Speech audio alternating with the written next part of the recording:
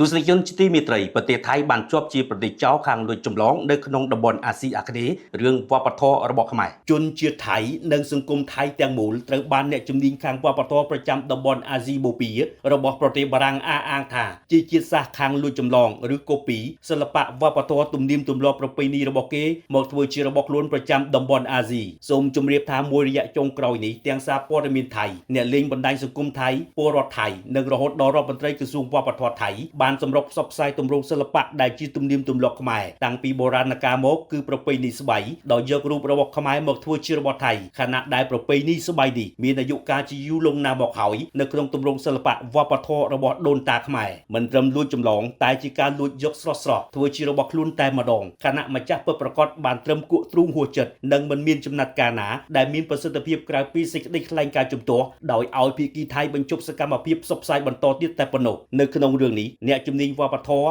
និងស្គាល់ច្បាស់អំពីអរិយធម៌ខ្មែររបស់ប្រទេសបារាំងអះអាងថាខ្មែរតែចាញ់ប្រៀបថៃរហូតពិសេសចាញ់ប្រៀបលើការផ្សព្វផ្សាយដោយភាគីថៃមានលុយគេអាចសម្រុកផ្សព្វផ្សាយជាមួយសារព័ត៌មានល្បីៗធំកម្រិតសកលបើទោះបីថាផលិតផលដែលផ្សព្វផ្សាយនោះមិនមែនជារបស់ថៃឬត្រឹមជារបស់កូពីក៏ដោយពួកគេមិនខ្វល់សំខាន់បានផ្សាយមុនខ្មែរដូច្នេះពិភពលោកគិតថាជារបស់ថៃហើយប្រសិនបើម្ចាស់ដើមចេញបកស្រាយក៏ហួសពេលនិងគេគិតពិចារណាឡើងវិញដែលយូរទៅវាខ្លាចជាទម្លាប់ដដែល